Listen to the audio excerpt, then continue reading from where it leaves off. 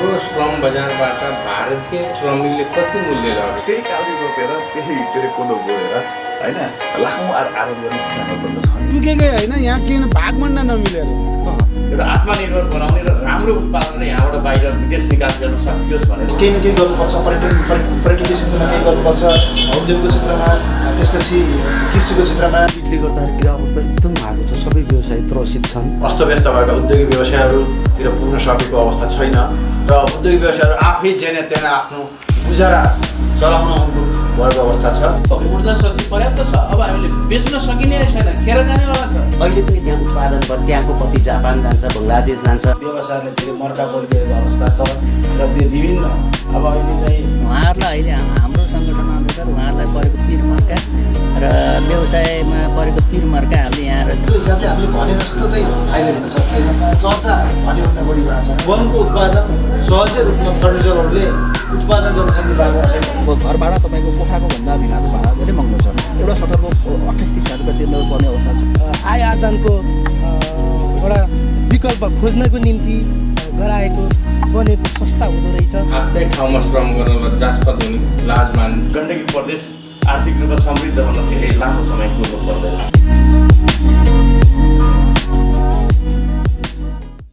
नमस्कार दर्शकबिन, तपाईँ हेर्दै हुनुहुन्छ गोल्डन आई टेलिभिजनको प्रस्तुति मौफसल आर्थिक आवाज। तपाईँ हेर्दै हुनुहुन्छ।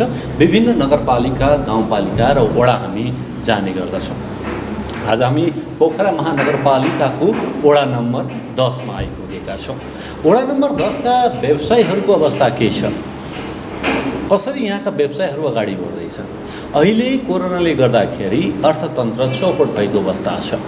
व्यवसाय नेपाल अथवा चाहिँ देशको अर्थतन्त्र मेरुदण्डको रूपमा रहेको हुन्छ र ती व्यवसायीलाई राज्यले कसरी बचाउँछ, अनि व्यवसायीले के सोचेका छन्, राज्यबाट के आशा अपेक्षा राखेका छन्, यी कुराकानी म यहाँ समक्ष राख्दछु। मसँग हुनुहुन्छ व्यवसायिक गतिविधिमा आफ्ना कुरा राख्नका लागि नागिन टोल विकास संस्थाका अध्यक्ष महिला व्यवसायी धनमाया गुरुङ हुनुहुन्छ। उहाँका मुखारबिन्दुबाट यहाँ समक्ष व्यवसायिक कुराकानी राख्न चाहन्छु। स्वागत छ यहाँलाई। धन्यवाद, नमस्कार। आराम हुनुहुन्छ? हजुर।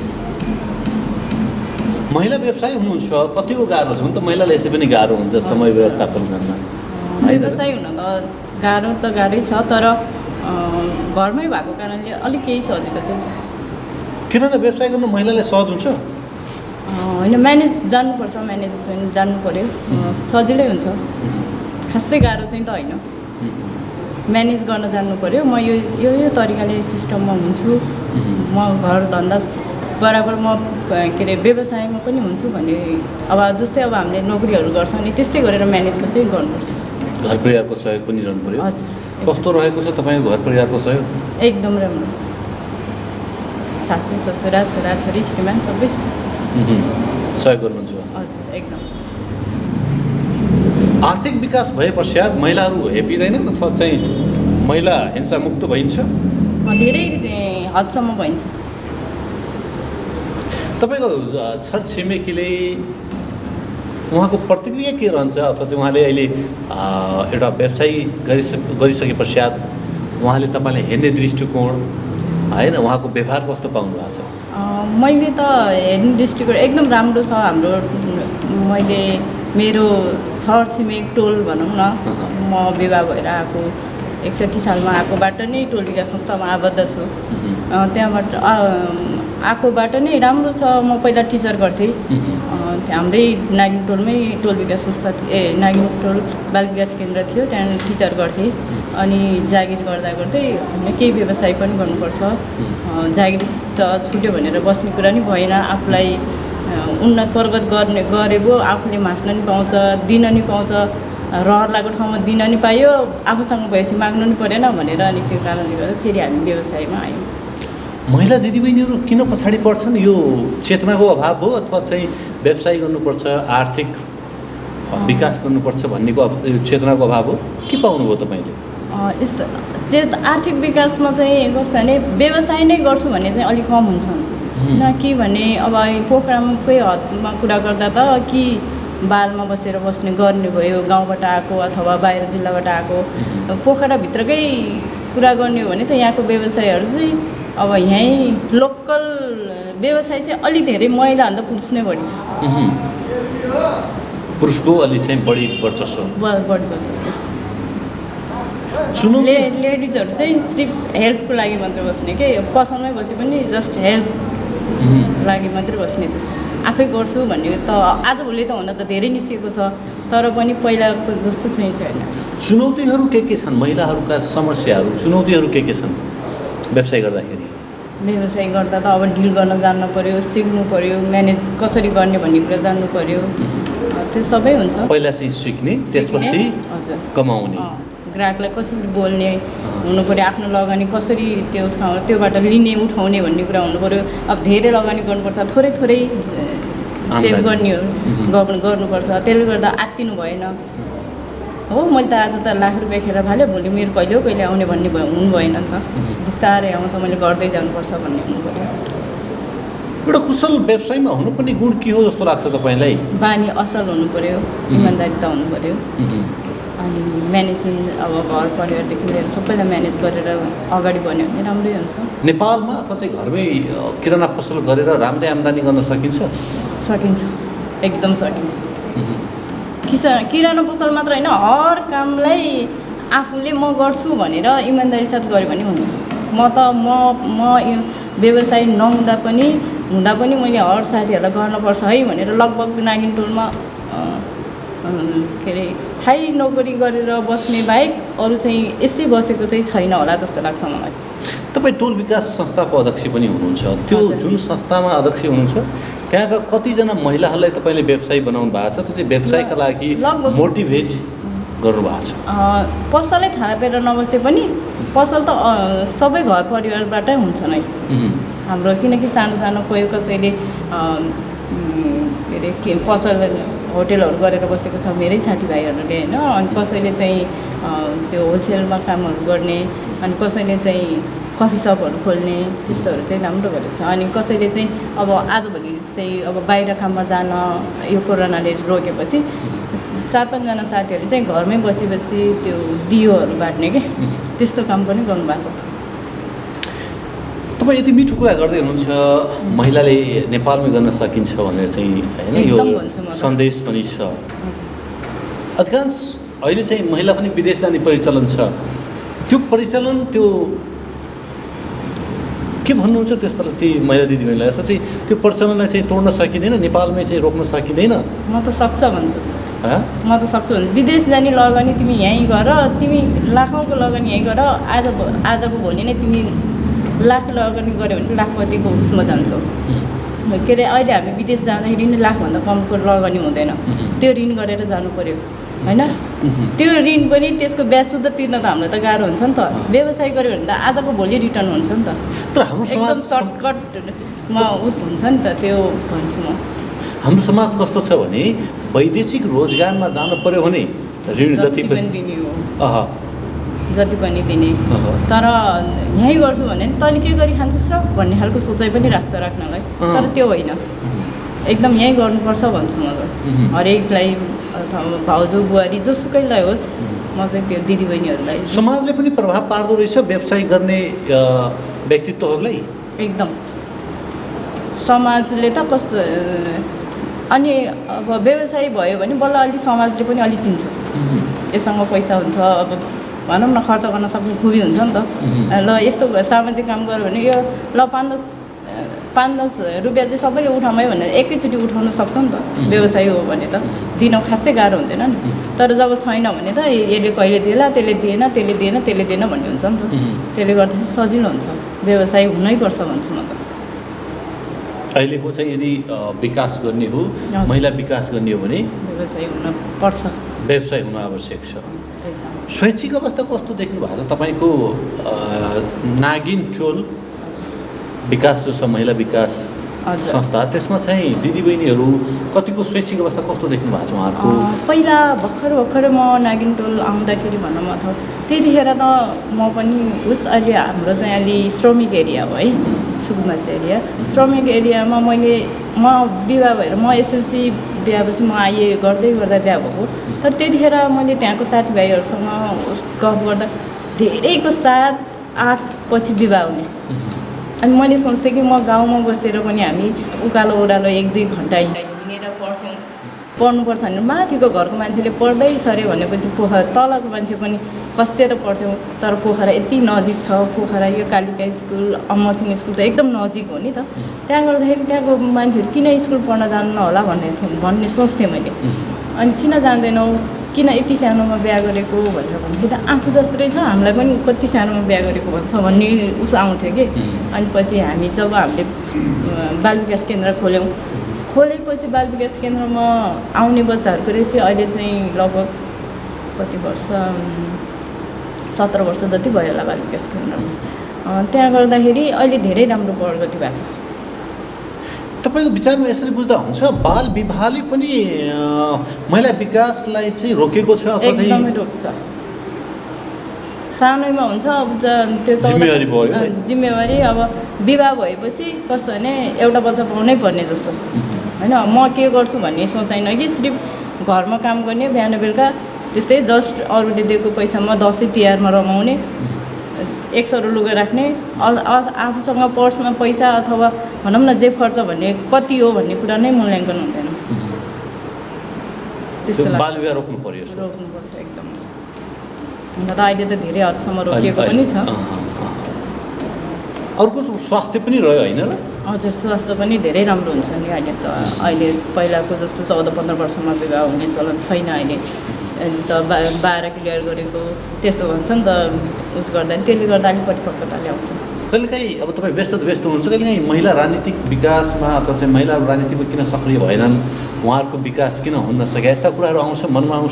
आउँछ। म चाहिँ राजनीतिमा नि हल्का चासो त राख्छु।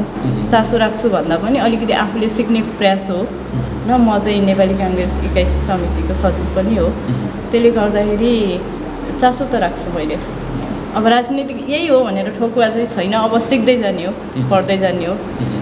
पढ्दैछु राजनीति भन्ने कुरा एउटा चाहिँ त्यो अब देशको अभिन्न अङ्ग पनि हो। हजुर, त्यो राजनीतिक स्तरता अथवा चाहिँ ठाउँमा एउटा बनायो भने पक्कै महिला विकास हुन्छ होइन। त्यो त अब हामीले राजनीति छोडे पनि राजनीतिले हामीलाई छोड्दैन है। मिठा कुराकानीको लागि धेरै धन्यवाद दिन चाहन्छु, यो समय दिनुभयो, धन्यवाद। समरबहादुर श्रेष्ठ हुनुहुन्छ मसँग, वडा नम्बर 10 का चाहिँ जनप्रतिनिधि हुनुहुन्छ पोखरा महानगरपालिकामा हामी छौँ।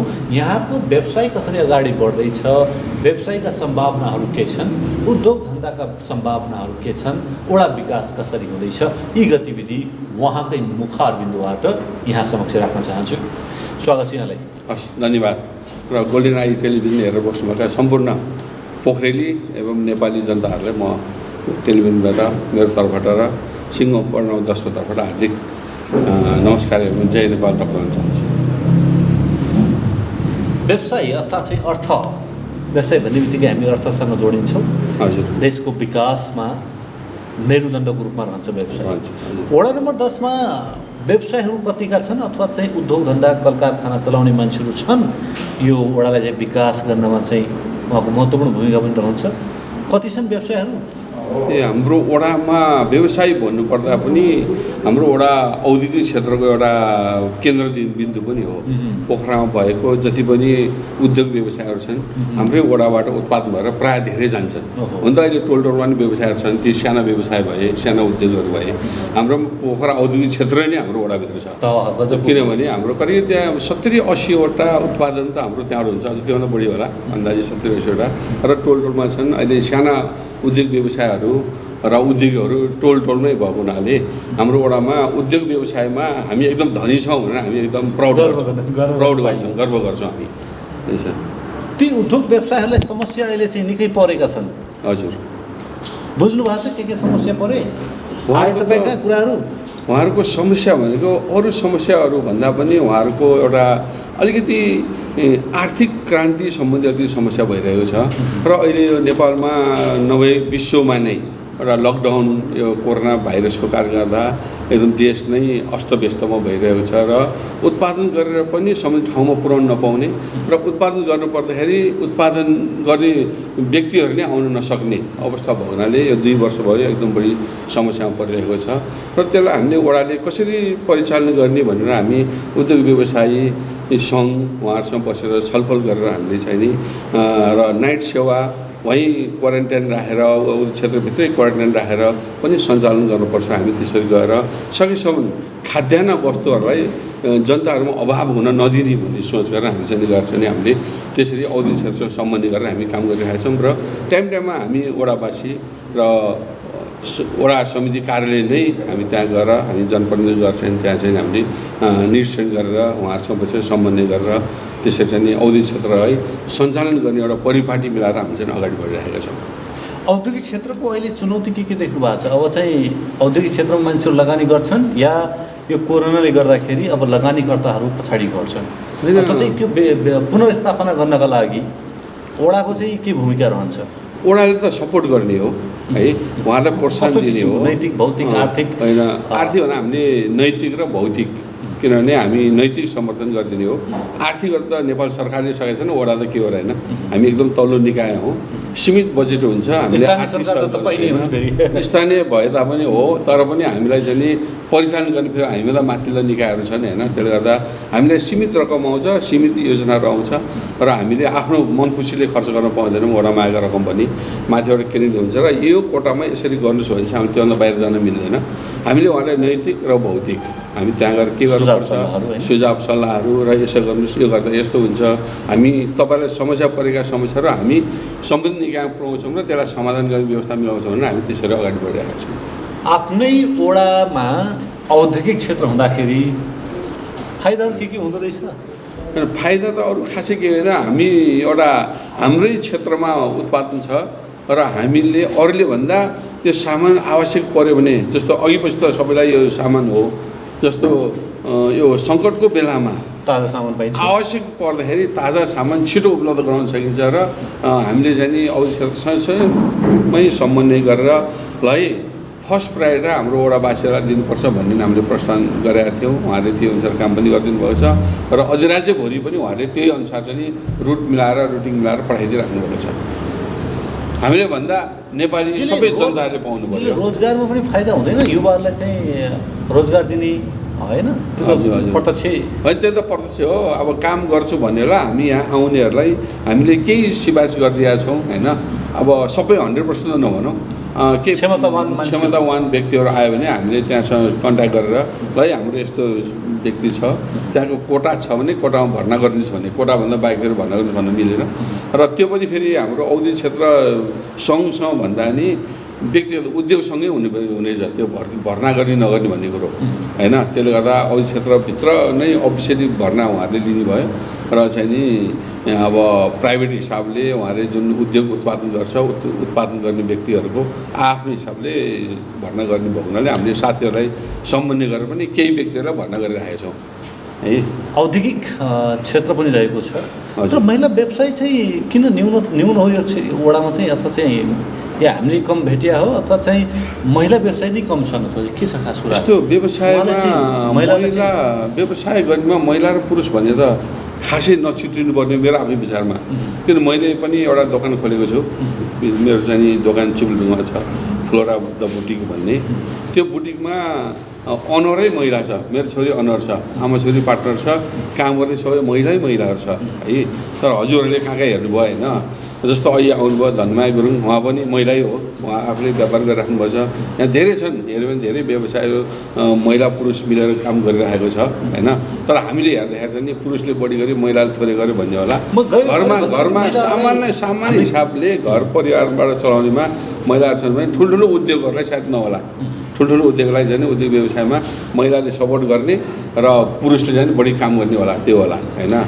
महिलालाई चाहिँ कसरी त्यो उद्योग धन्दा अथवा चाहिँ कल कारखानाको चाहिँ होइन एउटा नेतृत्व गर्ने क्षमता त्यहाँसम्म कसरी पुर्याउन सकिन्छ? अथवा चाहिँ त्यो शिल्पकला चाहिँ महिलालाई दियो भने त नेतृत्व गर्न सकिन्छ। तपाईँले आफ्नै इक्जाम्पल दिनुभयो, हजुर। सक्दो रहेछ नि त होइन सक्छ, महिलाले सक्छ, तर महिलाले सक्छ भन्दैमा अब पुरुषहरूले पनि उहाँहरूलाई चाहिँ नि अब एउटा उद्योग धन्दा भनेको एउटा व्यक्तिहरूको हुन्छ, प्रायः सबै प्राधिको हुँदैन होइन, व्यक्तिहरूको भएको हुनाले उहाँहरूले पनि सम्बन्धी गर्नु पऱ्यो र महिलालाई जागर गरेर अगाडि ल्याउनुपर्छ भन्ने धारणा गर्नु पऱ्यो।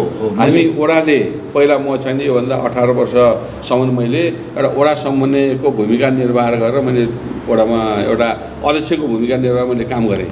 म टोल विकास संस्था ओडा समन्वय समितिको अध्यक्ष र नगर वडा समन्वय समितिको कोषाध्यक्ष भएको नाताले पनि मैले महिलाहरूलाई आफ्नै क्षमतावान आफ्नै खुट्टा उभिनुपर्छ भन्ने सोच गरेर हामीले हरेक वर्ष 2-3 तालिम दिँदै गरेका थियौँ। अहिले भर्खर निर्मला बहिनी बोल्नुभयो, यहाँ निर्मला बहिनीलाई पनि हाम्रै उत्पादन हो। उहाँहरूलाई पहिला कसरी बोल्ने के गर्ने भन्ने आएको थिएन, उहाँ ट्यालेन्ट हुनुहुन्थ्यो, तर उहाँहरूसँग क्षमता भए पनि बाहिर कसरी आउने भन्ने कुरो थिएन। बोल्ने कलामा उहाँहरूलाई ल्यायौँ र उहाँ ट्यालेन्ट भयो। अहिले उहाँ प्रशिक्षकको रूपमा पनि हुनुहुन्छ होइन, प्रशिक्षक पनि हो हाम्रो यहाँ वार्ड नम्बर 10 को बोल्ने कला जस्तो उत्कर्षको तालिम त्यस्तो तालिमहरूको प्रशिक्षक पनि हुनुहुन्छ उहाँ होइन है। हामीले त्यसरी क्षमतावान बनाएका छौँ र सबै महिला मैले काम गर्नुपर्छ भनेर अग्रसर हुनुहुन्न कि उहाँहरू आउनु भने उहाँ चेतना अलिक कमी हो, चेतना कमी छैन महिलाहरूमा होइन। कसले विकास गरिदिने त्यो जिम्मेवारी कसको? त्यो जिम्मेवारी त्यस्तो हो, एउटा टोलले जिम्मेवारी लिनु आफ्नो टोलको लागि र समष्टि छ भने वडाले जिम्मेवारी लिनु पऱ्यो होइन। वडाले अहिले यो 2 वर्ष पहिला हामीले महिलाहरूलाई एकदम बढी तालिम दिएर आफ्नै खुट्टा उभिन सक्षम हुनुपर्छ हामीले दिएका थियौँ र जब डेङ्गु आयो, डेङ्गु रोग आउने बित्तिकै फेरि त्यसको लगतै कोरोना आयो। अब कोरोनाले भनौँ न डेङ्गुले जाने हाम्रो केही ठाउँ जाने तहस नहस भयो भने कोरोनाले त तहस नहसै बनाएको छ, संसारै विश्वलाई हल्ला छ अहिले। त्यसले गर्दा हामीले त्यस्ता खालको तालिमहरू केही पनि दिन नपाएको हुनाले यो 2 वर्ष हामी ब्रेक भएका छौँ।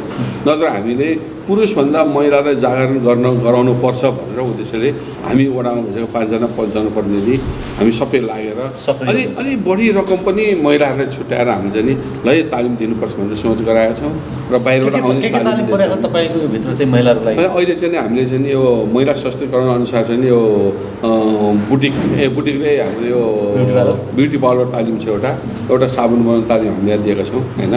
अनि अब स्वास्थ्यमा चाहिँ हामीले पाठेघर साथीघर सब त्यस्तो बनाएको छ, तर त्यो आइपुगेको छैन। एउटा कुरा के भने हामी चाहिँ स्वाभाविकै हो, विभिन्न वडा हामी जिल्ला नगरपालिका जाँदाखेरि उहाँले छुट्याउनु भएको हुन्छ।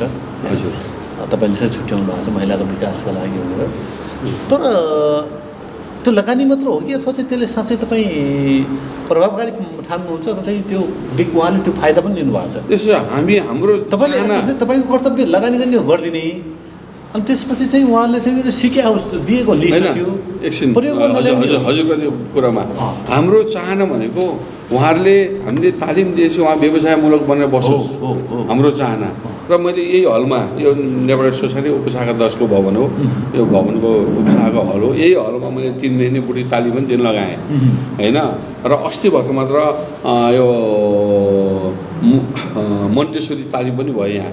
तर कस्तो हुन्छ नि यहाँ छिडिक तालिमलाई हान्नालोच हुन्छ, त तालिम सकेपछि घरै उहाँ चुप लाएर बसेको। मैले जहाँ पनि भन्छु कि त्यो तालिममै सीमित होइन है, तपाईँहरू घरमा गएर पनि यसको ट्रेनिङ गर्नुपर्छ। यो के सिकाएको त्यो बेलुका घरमा गएर काम गर्नुपर्छ, बल्ल प्रयोगमा हुन्छ। तपाईँहरू खर्चमा नभइकन तपाईँहरूले सिकेको सिपलाई चाहिँ घरमा गएर लुकाएर राख्यो भने त किन सिक्न आउने? अनि एक्लै व्यक्ति सधैँ किन आउने? अर्कोलाई पठाउनु पऱ्यो नि त, सबैले जान्नु पऱ्यो भनेर हाम्रो धारणा हो होइन। तर हामी अब हामीले चाहिँ टोल विकास संस्था आमा समूहलाई हामीले आह्वान गर्छौँ, उहाँले एउटै व्यक्ति पठाइदिनुहुन्छ अनि त्यो व्यक्ति गएर शिथिल भएर बस्नुहुन्छ, त्यो चाहिँ नि होइन भन्छौँ हामी होइन। त्यसको अलिकति सिस्टम मिल्न सकिरहेको छैन। र मैले त हिजो पनि मैले एउटा प्रमाणपत्र बाँडेँ, तपाईँहरू यो प्रमाणपत्र लिएर घरमा गएर बस्ने प्रमाणपत्र काम छैन। जस्तो मेरो छोरा पनि अहिले अस्ट्रेलियामा छ, उसले चाहिँ नि वेल्डिङ गर्ने सिक्छु ड्याडी भन्दै म अस्ट्रेलिया थिएँ होइन, नसिक कपाल काटेर कफी पकाउने सिक भने ऊ कफी पकाउने सिकेको उहाँ गएर ऊ फुटबल नेसनल प्लेयर हो, फुटबल प्लेयर हो, तपाईँ चिन्नुहुन्छ होला सविन्द्र श्रेष्ठ होइन। उसले उहाँ गएर वेल्डिङ गर्ने काममै लाग्यो, त्यहाँको फुटबल खेलाडीहरू फेला पऱ्यो, अब नेसनल प्लेयरहरू लग्यो। ल मेरो ठाउँ काम पनि जान्दैन, उसले त्यहाँ काममा लगाइदियो वेल्डिङ गर्ने, ऊ चाहिँ गर्दा अहिले 6-7 लाख रुपियाँ खान्छ, वेल्डिङको मास्टरै भयो त्यहाँ कि होइन। त्यही यो सिप चाहिँ तपाईँले वेल्डिङ सिक्नुभएको छ, ग्रिल बनाउने के भन्नु सिक्नु छ, स्तरीय काम गर्नुहोस्, उद्योग खोल्नुहोस्, हामी के गर्नु चाहिँ हामी गर्छौँ भनेर मैले हिजो पनि भनिरहेको छु क्या।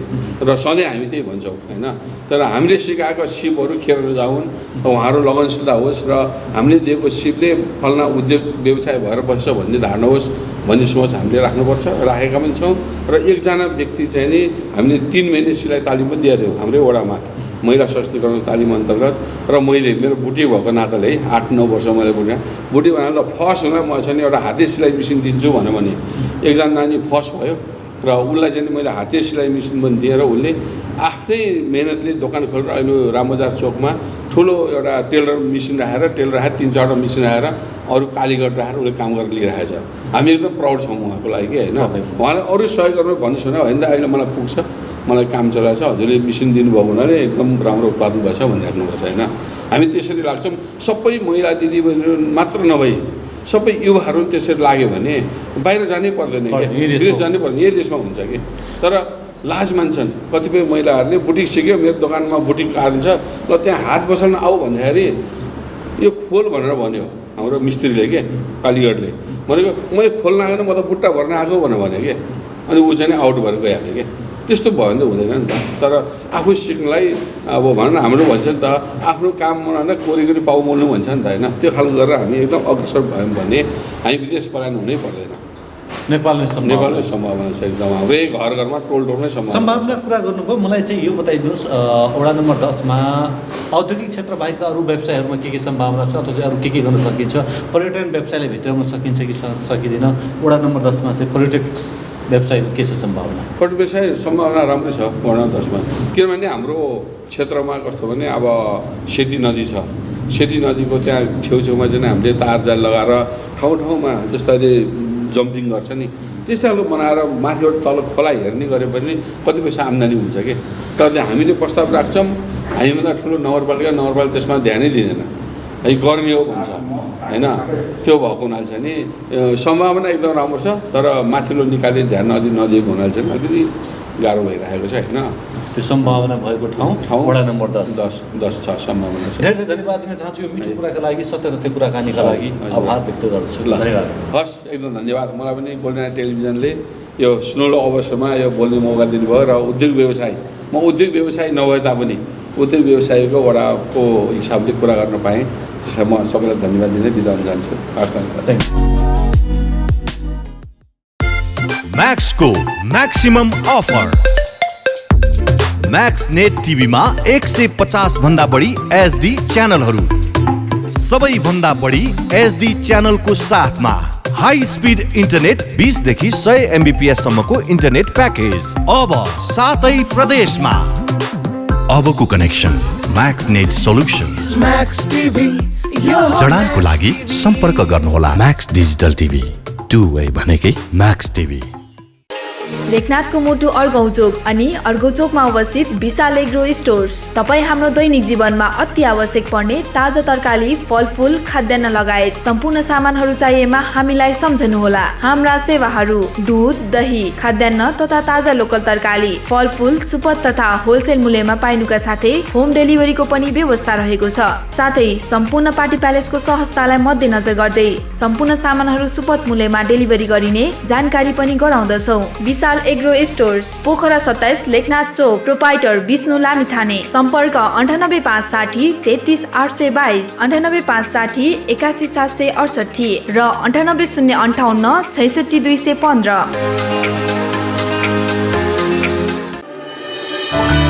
के तपाईँ नयाँ घर बनाउँदै हुनुहुन्छ? यदि हुनुहुन्छ भने ढुक्क भएर एडी ट्रेडर्सलाई सम्झिनुहोस्। हामी तपाईँलाई गुणस्तरीय सामान उपलब्ध गराउनेछौँ। हाम्रा सेवाहरू टोयलेट तथा बाथरुमका लागि आवश्यक सामानहरू जस्तै कमोड, धारा, बेसिन, पाइपहरू, घर बनाउँदा आवश्यक पर्ने सम्पूर्ण हार्डवेयरका सामानहरू पाइनुका साथै प्लम्बर पनि उपलब्ध गराइन्छ। सम्पर्क एडी ट्रेडर्स, पोखरा 10 राम बजार, कालिका चोक। Phone number 061 432 551, 98 161 83 577, 98 460 35 282। Proprietor Hari Dulal. आजको लगानी भविष्यको सुनिश्चितता, सुन्दर अनि आकर्षक व्यक्तित्व देखिनका लागि रेखा सुन चाँदी पसल। हाम्रा सेवाहरू रानीहार, मिनिहार, सिख्री, चोकर, छड्के तिलहरी, कण्ठगेडी, नौगेडी, कटारे गेडी, फुलगेडी, चन्द्रहार, हमले माला, बीज बन्दा, सिरफुल, चन्द्रमा क्लिप, औँठी, कर्की बिया, औँठी बेरुवा, औँठी छापा, कुसे औँठी, पाउजु, बिच्छी कङ्गन, चुरा, बाला, हात्ती पुच्छर बाला, ठुला साना पञ्चरत्न, तिलहरी, जन्तर, पेङ्लिङ, साथै तयारी सुनका आकर्षक गहनाहरू, चाँदीका गर गहना तथा सामानहरू अर्डर अनुसारको गर गहना, राशि अनुसारको बहुमूल्य रत्न पत्थरहरू चाहिएमा हामीलाई सम्झनुहोस्। रेखा सुन चाँदी पसल, Bagar 1 Pokhara. Phone number 061 536 452, 98 041 35 504। Proprietor Amrit Gahatraj. सपना, लगन, मेहनत,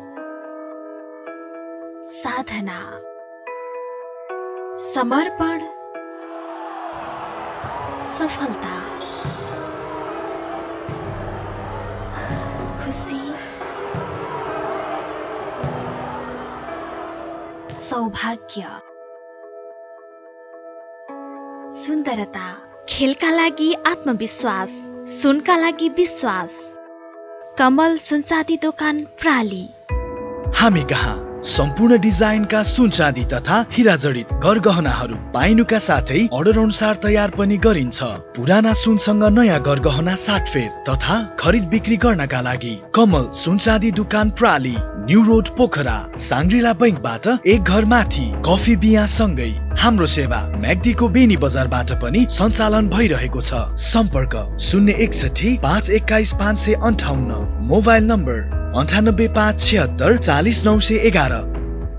पोखराको मुटु चिप्लेढुङ्गामा अवस्थित Himalayan garden market Chipledhunga, Nepali Congress party कार्यालय सँगै हाम्रा सुविधाहरू: निशुल्क पार्किङको व्यवस्था, बाल उद्यानको सुविधा, बाबु नानीहरू खेल्नका लागि फराकिलो र सुरक्षित स्थान, झरना, प्राकृतिक मनोरम दृश्यको अवलोकनको लागि विशेष सुविधा, सस्तो र सुलभ मूल्यमा गुणस्तरीय वस्तुहरूको उपलब्धता, खाजा र मनोरञ्जनको लागि शान्त, सफा र सुरक्षित स्थानको उपलब्धता, व्यवसाय साथै सभ्य र उत्कृष्ट व्यवहारको पहिचान। हिमालयन गार्डन मार्केट उत्कृष्ट स्थान। सीमित सटरहरू मात्र बाँकी रहेकाले इच्छुकहरूले तुरन्तै सम्पर्क गर्नुहोला। सम्पर्क Himalayan garden market, Chipledhunga 4, Pokhara, Kaski. Mobile number 98 460 32 154। मौफसल आर्थिक आवाज तपाईँ हेर्दै हुनुहुन्छ। हामी पोखरा महानगरपालिकाको वडा नम्बर 10मा छौँ। मसँग हुनुहुन्छ भरत केसी, जो पोखरा उद्योग वाणिज्य सङ्घका सदस्य पनि हुनुहुन्छ र वडा नम्बर 10का उहाँ चाहिँ निवासी पनि हुनुहुन्छ, व्यवसायी पनि हुनुहुन्छ। के कसरी व्यावसायिक गतिविधि अगाडि बढ्छन्, आर्थिक कसरी अगाडि बढ्न सक्छ, यी गतिविधि, यी कुराकानी म उहाँकै मुखारबिन्दुबाट यहाँ समक्ष राख्न चाहन्छु। स्वागत छ यहाँलाई। धन्यवाद। आराम। सर्वप्रथम म यहाँहरूलाई हार्दिक आभार प्रकट गर्न चाहन्छु। त गोल्डन आई टेलिभिजनले यो 10 नम्बरको पेरिफेरीमा रहेर व्यवसायको हकमा चाहिँ र 10 नम्बरमा विकासका कुराहरूलाई लिएर यहाँले जुन सोच बनाएर अगाडि आउनु भएको छ, यो एकदम राम्रो पक्ष हो। किनभने अलिकति ढिलो भयो कि भन्ने लागेको छ मलाई, किनभने रातो किताब सबै ठाउँमा आइसकेको अवस्था हो, महानगरपालिकाले बाँडिसकेको अवस्था। योभन्दा अगाडि नै यहाँहरूले चाहिँ यस्तो खालको सोच बनाएर हिँड्नुभएको भए कमसेकम वडावासीहरूले दिएका सुझावहरू त्यो किताबमा या तपाईँहरूले उजागर गर्दाखेरि सहज हुन्थ्यो, अझै यहाँहरूलाई सहज हुन्थ्यो भन्ने मलाई लागेको थियो। तैपनि अब ढिलै भए पनि यहाँहरूले यी कार्य गर्नुभएको छ, यसको लागि म यहाँहरूप्रति पुनः आभार व्यक्त गर्न चाहन्छु। एउटा छाता सङ्गठन अथवा चाहिँ व्यवसायहरूको अभिभावकको रूपमा पनि हुनुहुन्छ। के कस्ता चाहिँ चुनौती आए, के कस्ता समस्याहरू आए? कोरोनाले देश मात्र होइन, अन्तर्राष्ट्रिय स्तरमा चाहिँ एउटा अर्थतन्त्रलाई चाहिँ धक्का त हान्यो। तर तपाईँ एउटा व्यावसायिक हिसाबमा चाहिँ के पाउनुभयो अथवा चाहिँ के धक्का महसुस गर्नुभयो? विगत 18 महिनादेखि व्यवसायीहरू चलायमान अवस्थामा छैनन्, किनभने कोभिड-19 को कारणले गर्दा संसारलाई नै यसले आघात पुर्याएको छ, जसमध्ये नेपाल पनि अछुतो रहन सकेन। र अहिले पनि त्यो अवस्थामा पहिलो, दोस्रो, तेस्रो हुँदै तेस्रो लहरमा चाहिँ कोभिड सङ्क्रमितहरू अगाडि बढिरहेका छन्। त्यसले गर्दाखेरि अब स्वतस्फूर्त रूपमा ग्राहकहरू पसलसम्म आउन सक्ने अवस्था नरहेको हामी सबैलाई जगजाहेरै छ। त्यसै कारणले गर्दा व्यवसायीहरू चाहिँ सबै यतिखेर ठुलो मारमा परेका छन्। किनभने एक त खुलमखुला व्यवसाय हुन सकेका छैन, दोस्रो कुरा उनीहरूको पछाडि व्यवसाय सञ्चालन गर्नलाई ब्याङ्क तथा वित्तीय संस्थासँग जोडिएका हुन्छन् र व्यवसाय नभइसकेपछि ब्याङ्क तथा वित्तीय संस्थालाई बुझाउनु पर्ने, टाइममा बुझाउनु पर्ने ब्याजहरू किस्ताहरू अड्किएर बसेको अवस्था रहन्छ। त्यसै कारणले गर्दा यसलाई चलायमान गर्नको लागि राज्यको पनि त्यत्तिकै उत्तरदायी रहन्छ राज्य पनि, जसमा अब बिस्तारै राष्ट्र ब्याङ्कले पनि मौद्रिक नीति ल्याउँदैछ। व्यवसायहरूलाई अलिकति टेवा पुग्ने खालको मौद्रिक नीति आइदियो भने जहाँसम्म लाग्छ व्यवसायहरू यो अवस्थामा चाहिँ अलिकति सहज हुन्थ्यो कि भनेर व्यवसायहरू चाहिँ त्यस्तो खालको भएका छन्। जहाँसम्म लाग्छ व्यवसायहरूलाई त्यस्तो खालको आवाज पाइएको छ बजारमा चाहिँ हेर्दाखेरि। बिचरा अब अहिले अब सटर खोलेका छन्, पेसा छ आफ्नो गएका छन्, तर एक त कोभिडको कारणले गर्दा उनीहरूसँग सँगै टच भएर व्यवसाय गर्न सहज छैन। दोस्रो कुरा अब सहज तरिकाले अब सामान खरिद गर्ने ग्राहकहरू चाहिँ त्यति आएका छैनन्। त्यसै कारणले गर्दा व्यापार अहिले यतिखेर चाहिँ अलिकति मन्दी अवस्था छ, किनभने कोभिडको कारणले गर्दा सबैलाई यो आक्रान्त बनाएको छ। के चाहन्छन् पोखरेली अथवा चाहिँ वडा नम्बर 10 का व्यवसायहरू सरकारले के गर्दै सहज हुन्थ्यो, अथवा चाहिँ कसरी सरकारले, स्थानीय सरकारले उहाँलाई चाहिँ सहयोग साथ गर्यो भने उहाँलाई चाहिँ राहत हुन्थ्यो? अब तपाईँको विचार? धन्यवाद।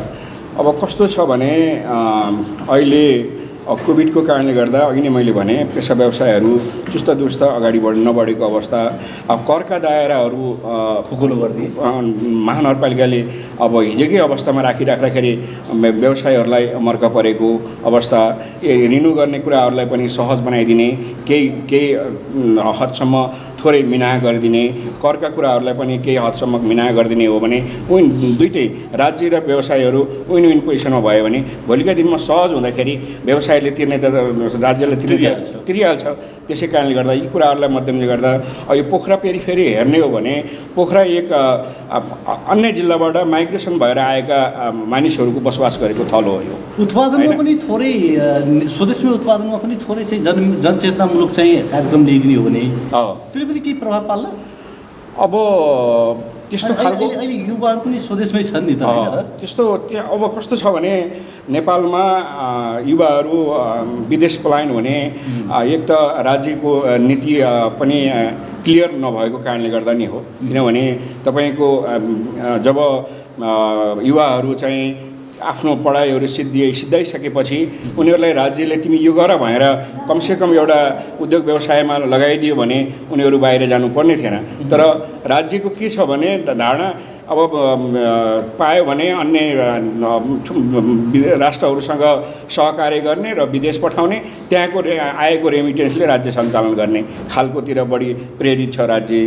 तर स्थानीय स्तरमा उद्योग धन्दाहरू सञ्चालन गर्ने पछिल्लो समय कोभिड पछि चाहिँ धेरै युवाहरू चाहिँ कृषिमा चाहिँ अलिकति आश्रित भएको देखिन्छ। अन्य राम्रो पक्ष हो त्यो। धेरै युवाहरू चाहिँ टिम मिलेर चाहिँ कृषिमा चाहिँ आबद्ध भएर उत्पादनमा लागेको देखिन्छ। तर नेपालमा अब अलिकति आधुनिक कृषि नहुने हो भने तपाईँको मुनाफा नहुन सक्छ। त्यसै कारणले गर्दा आधुनिक कृषिमा जानुपर्छ। राज्यले दिने अनुदानहरूलाई पनि पारदर्शी रूपमा चाहिँ बरु वस्तु दिनु, नगद नदिए पनि वस्तु दियो भने वस्तु लिएपछि उसले इन्लार्ज गर्छ, त्यसपछि उत्पादन बढाउँछ, उसको लागत कम हुन जान्छ। त्यसले पनि युवकहरूलाई चाहिँ या व्यवसायहरूलाई चाहिँ अलिकति टेवा पुग्छ भन्ने लाग्छ मलाई। हाम्रो युवामा चाहिँ हामीले चाहिँ अथवा चाहिँ राज्यले अथवा समाजले काम भनेको सबै समान हो, कामको सम्मान गर्नुपर्छ भन्ने जनचेतना विकास नगर्नाले हामी पछाडि परेको हो कि? त अस्ति एउटा एक ठाउँ मैले व्यवसायसँग कुरा गर्दाखेरि उहाँको विचार यस्तो थियो, अहिले पनि नेपालमा कपाल काट्ने चाहिँ छिमेकी राष्ट्रबाट आउँछन्, प्लम्बरिङ चाहिँ छिमेकी राष्ट्रबाट आउँछन् र हामीले चाहिँ यो गर्न सकेनौँ भन्ने थियो। यसमा तपाईँको विचार, तपाईँको सहमति कतिको छ? अब अघि नै मैले भने युवाहरूको कुरा गरिसकेँ मैले। कस्तो छ भने बरु विदेशमा जाने टोइलेट सफा गर्नलाई हाम्रा नेपालीहरू युवाहरू चाहिँ प्रेरित हुन्छन्, गर्न लायक काम गर्छन्। तर नेपालमा तपाईँले भने जस्तै नाईको कामहरू, कबाडी उठाउने कामहरू, कबाडी नेपालीहरूले केही हदसम्म कबाडी सङ्कलनसम्म गरेका छन् है। कबाडी सङ्कलन कबाडीहरू स्टोर गर्ने, कबाडी सङ्कलन गर्ने र बेचबिखन गर्ने गरेका छन्। तर कबाडी उठाएर हिँड्ने चाहिँ त्यो खालको चाहिँ हाम्रो नेपालीहरूमा पाइएको छैन। त्यो पनि एउटा व्यवसाय हो। आफ्नो पेसा व्यवसाय गर्नलाई लाज मान्नुहुन्न भन्ने मलाई लाग्छ। त्यसै कारणले गर्दा एकाध दुई मैले अस्ति एक दुई ठाउँमा चाहिँ एकजना मङ्गोलियन जस्तो लागेको थियो, उहाँले चाहिँ साइकलमा चाहिँ कबाडी टिना फलाम भनेर हिँडेको मैले देखेको थिएँ। ओहो, नेपालमा नेपालीहरूले पनि यो काम गर्न लागेको छन् है भन्ने मलाई लागेको थियो होइन। तर त्यो गर्नुपर्छ। नाइ धेरै ठुलो कुरो होइन त्यो, अब खर्च पनि धेरै आउँदैन। तर सिक्नै हामीले गऱ्यौँ भने ब्युटी पार्लर भनेर गर्ने, बोइज ह्यान्डसम पार्लर भनेर गर्ने, तर नाइ भनेर ओपन रूपमा गर्न नचाहने कारणले गर्दा, किनभने त्यो होला उहाँहरूसँग लाज शर्म भएर होला या के हो, यसरी अगाडि बढाउने हो नि त्यो पनि एउटा सम्भावना, एउटा आम्दानीको सोर्स चाहिँ पक्कै पनि बन्छ भन्ने लाग्छ मलाई युवाहरूलाई। जस्तै वडाको भूमिका कस्तो रहन्छ, वडा अथवा जनप्रतिनिधिको भूमिका? अब उहाँले चाहिँ ट्रेनिङ जस्तै अरू ब्युटिसियन राख्छ भने नाइ पनि राखिदिनु हुँदैन? अब बिस्तारै अब वडामा चाहिँ यस्ता खालका अवेरनेस कार्यक्रमहरू ल्याउनुपर्छ। जसरी कति छन् युवकहरू या युवतीहरू कति छन्, तिनीहरूको पेसा व्यवसाय के छ, यकिन गर्ने। यदि यहाँहरूलाई त्यो खालको ट्रेनिङ चाहिन्छ भने हामी त्यो खालको ट्रेनिङ दिन्छौँ तपाईहरुलाई, आउनुहोस् पेसा व्यवसाय सुरु गर्नुहोस् भन्ने खालको उहाँहरूले अवेरनेस गर्नुभयो भने पक्कै पनि अब 100 मा 100 आएनन् भने पनि 25-30% भयो भने नि बिस्तारै सुरुवात हुन्छ। त्यो त गयो, म पनि जान्छु भन्ने खालको अर्को सालदेखि हुनसक्छ, अर्को सालदेखि हुनसक्छ। त्यसपछि बाहिरी जाने कुराहरू कम हुन सक्छन्, यहीँ नै पेसा व्यवसाय गर्नेहरू बढ्न सक्छन्। त्यसै कारणले गर्दा त्यसलाई चाहिँ वडाले चाहिँ अलिकति ग्राह्यता दिनुपर्छ यस्ता त्यो ट्रेनिङ दिने कुराहरूमा। जस्तै अब के अरे नाईको कुरा आयो, ब्युटी पार्लरको कुरा आयो, यी कुराहरूलाई पनि प्रोत्साहन गरेर चाहिँ अगाडि बढाउनुपर्छ भन्ने। अब 10 नम्बरको कुरा गर्ने हो भने उत्तरी भागमा चाहिँ तपाईँको हाइवेले लगभग 1 किलोमिटर हाइवे रहन्छ। अब यो समिति 10 नम्बर आफ्नोमा छैन, सडक विभागमा रहन्छ। अब यदि रङ्गशालाको कुरा गर्नुहुन्छ, पोखरा 10 नम्बरलाई त एउटा राम्रो उ छ नि सम्भावना छ। र त्यसलाई मात्रै नभइकन यदि सेती नदीको किनारमा एउटा तपाईँले त्यहाँ फुटपाथ बनाइदिनु भयो, मानिस वाकिङ गर्ने ठाउँ बनाइदिनु भयो, 10 नम्बरले बनायो भने भोलिका दिनमा पर्यटनहरूको सम्भावना त्यहाँ पनि छ। अब हामी विदेश जान्छौँ, अरूले बनाएको ठाउँमा सिसाका पुलहरूमा हिँड्छौँ होइन, आकर्षण देख्छौँ, खर्च गरेर आउँछौँ। तर हामी मान्छ 10 नम्बरमा पनि छ त्यो सम्भावना। 10 नम्बरमा र 9 नम्बरले सहकार्य गरेर त्यस्ता खालका पर्यटनहरूलाई प्रोत्साहन गर्नको लागि कमसेकम एउटा महानगरपालिकासँग कता मैले 3-4 महिना अगाडि केही सम्झौता भएको छ अरे भन्ने सुनेको छु। त्यस्तो खालको सिसाको पुल बनाइदियो भने कमसेकम बाह्य पर्यटकहरू एक दिनको लागि भने पनि पोखरामा त्यस्तो खालको छ अरे भनेर घुम्न आउने बस्ने, एक दिन बसिसकेपछि आन्तरिक पर्यटन बढ्नु भनेको सबैको लागि फाइदा हो। 10 नम्बरवासीलाई नि फाइदा हो, राज्यलाई फाइदा हो होइन। ती कुराहरूलाई मध्यनजर गरेर 10 नम्बरले चाहिँ अलिकति त्यतातिर पनि ध्यान दिनुपर्छ भन्ने लाग्छ मलाई वडाले पनि ती कुराहरूलाई। यहाँको व्यवसाय चाहिँ कस्तो चल्दैछ, के कतिको भइरहेको छ, गाह्रो साह्रो के छ? पक्कै पनि अहिले यतिखेर व्यवसाय चाहिँ स्थिर छ। अब किनभने त्यो दैनिकी आवश्यक पर्ने वस्तुहरू नहुने वस्तुहरू सबैको व्यापार भएकै छ। खाद्यान्नका कुरा गरौँ, हस्पिटलका कुरा गरौँ, तिनीहरू अपरिहार्य वस्तु भए तिनीहरू व्यवसाय छन्। जसका भए पनि हुने नभए पनि नहुने व्यवसायहरू चाहिँ अलिकति अहिले यो कोभिडको कारणले गर्दा स्थिर छन्, त्यति राम्रो छैन। त्यसै कारणले गर्दा यी स्थिर भएका व्यवसायहरूलाई वडाले करका कुराहरूलाई छोएर राज्यले मौद्रिक नीतिमा व्यवसायहरूलाई टेवा पुग्ने खालको एउटा छुट्टै ल्यायो भने पक्कै पनि यी अहिले शिथिल भएका व्यवसायहरू चाहिँ बिस्तारै उकासिने थिए। यो त नरहला भोलिका दिनमा खोप सबैले लागिसकेपछि एक किसिमको चाहिँ त फेरि सुरुवात नयाँ आउँछ। नयाँ आइसकेपछि उहाँहरूलाई फेरि राज्यबाट दिनुपर्ने त नरहला। तर यतिखेर आवश्यक जब मानिसलाई पानीको आवश्यक हुन्छ, तिर्खा लाग्छ, पानी दियो भने त्यतिखेर उसलाई आनन्द हुन्छ। अहिले त्यही लालच छ व्यवसायीहरू, कमसेकम अहिले समस्यामा छन्, उनीहरूलाई केही राहत राज्यले दियो भने पनि यो अवस्था उनीहरूको गुज्रियो भने फेरि पछिल्लो समयमा अब बिस्तारै अब खोपहरू पनि निरन्तर हुँदैछ, सबैले खोप पाउने अवस्था रहेको छ। त्यो कारणले गर्दा खोली पेसा व्यवसायहरू चलायमान हुन्छन्। त्यो अवस्थामा चाहिँ सहज हुन्छ। नगरपालिकाले लिनुपर्ने करहरू, वडाले लिनुपर्ने करहरू, जहाँ राज्यले लिनुपर्ने करहरू, ब्याङ्कले लिनुपर्ने आफ्ना ऊहरू सबै त्यतिखेरबाट फेरि पुनः सहज हुनसक्छ। तर मौद्रिक नीति चाहिँ त्यही खालको आउनुपर्छ भन्ने मलाई लाग्छ। कति समय लाग्छ होला अब चाहिँ व्यवसायहरूलाई चाहिँ पुनर्स्थापना हुन अथवा चाहिँ थोरै उभिनका लागि? अब कसैले यो पनि भन्छन् अब 10 वर्ष पछाडि 20 वर्ष पछाडि गइसक्यौँ भन्ने पनि एउटा विश्लेषण छ। अहिलेको अवस्थामा आर्थिक चाहिँ सङ्कटमा छ र अब संसार नै त्यस्तो अवस्थामा छ। अब हामीले पहिला कोभिड भन्ने मात्रै सुन्दाखेरि सबै घर थुनेर बसेका थिए। अहिले कोभिडको हरेक व्यक्तिमा आएको छ, तब पनि मानिसहरू चाहिँ स्थिर छैनन्, अब चलानमान छैनन्। त्यो कारणले गर्दाखेरि यो चाहिँ अब यसको चाहिँ अन्त्य कहिले हो भन्ने कुनै नै यकिन छैन। किनभने फर्स्ट ऊ आयो के अरे सेकेन्ड आयो, थर्ड आयो होइन। अब यो अब भोलिका दिनमा अहिले पनि डबल खोप लागेका व्यक्तिहरूलाई पनि भाइरस भइरहेकै छ अवस्था छ होइन। होला उनीहरूलाई त्यो मृत्यु दरहरू कम होला, आफ्नो ठाउँमा छ होइन, मृत्यु दर कम होला के अरे भ्याक्सिन लगाएको मानिसहरूलाई। तर कोभिड त भएकै छ, दोस्रो डोज पनि लगाइसकेका मानिसहरूलाई नि कोभिड भएको छ। त्यसपछि उसलाई पनि त नैराश्यता त आउँछ। त्यसै कारणले गर्दा यो कहिलेसम्म जान्छ भनेर यो यकिन छैन। यो चौथो आउला, पाँचौँ आउला यी होइन। कोभिडको कहर चाहिँ यसरी बढ्दै गयो भने यो स्थिर छैन, नभएपछि त भोलि पेसा व्यवसाय गर्नेहरूलाई गाह्रो छ। अभिभावकको रूपमा तपाईँ हुनुहुन्छ अनि वडा नम्बर 10 का व्यवसायहरूलाई, आमवासीहरूलाई चाहिँ के भन्न चाहनुहुन्छ, के सन्देश दिन चाहनुहुन्छ स्वास्थ्यका विषयमा? अन्तिममा छु, तपाईँको आफ्नो धन्यवाद विचार राख्नुहोस्। अब यो तेस्रो कहर सुरु भएको छ। पेसा व्यवसायहरू त्यति चलानमान छैनन्। पोखराको 10 नम्बरको कुरा गर्नुहुन्छ भने 10 नम्बरमा 4वटा हस्पिटल छन् प्राइभेट। नजिकै 12सँग जोडिएको क्षेत्रीय अस्पताल छ होइन। यसको लागि आफूमा सुगम छ। तर राज्यले चाहिँ कमसेकम भोलिका दिनमा यी कोभिडबाट ग्रसित जनताहरूलाई चाहिँ कमसेकम उपचारमा चाहिँ सहज गरिदियोस्। प्राइभेटमा जान सक्नेले प्राइभेटमा जालान्, तर सही उनीहरूले नि आफ्नो आर्थिक अवस्थाको कारणले गर्दा अब सरकारीमा जानु पर्ला, क्षेत्रीयमा जानु पर्ला। ती कुराहरूलाई त्यति मात्रै क्षेत्रीय अस्पताल भइसकेपछि त्यो 10 नम्बरको मात्रै पनि हक आउँदैन। पश्चिमा के अरे 4 नम्बर प्रदेशकै कुरा आउँछ। त्यसै कारणले गर्दा यसलाई चलायमान बनाउनलाई हरेक क्षेत्रको त्यत्तिकै दायित्व रहन्छ। हस्, धेरै धेरै धन्यवाद दिन चाहन्छु मिठो कुराकानीका लागि, व्यावसायिक कुराकानीका लागि आभार व्यक्त गर्दछु। हस्, धन्यवाद।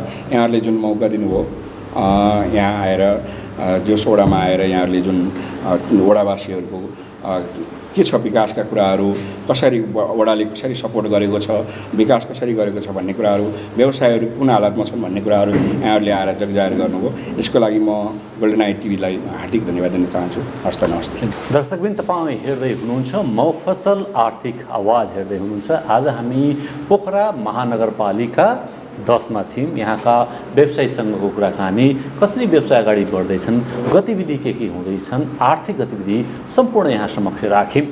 अर्को हप्ता अन्य ठाउँका गतिविधि लिएर हामी आउने रहेछौँ। यो कार्यक्रमलाई सहयोग गर्नुहुने, संयोजन गरिदिनुहुने यसै वडाका अथवा चाहिँ पोखरा महानगरपालिका वडा नम्बर 10 का जनप्रतिनिधि निशा मल्ल ठकुरीप्रति आभार व्यक्त गर्न चाहन्छु र निर्देशक चिरञ्जीवी भुटेलप्रति आभार व्यक्त गर्दै म देवेन्द्र बिदा चाहन्छु।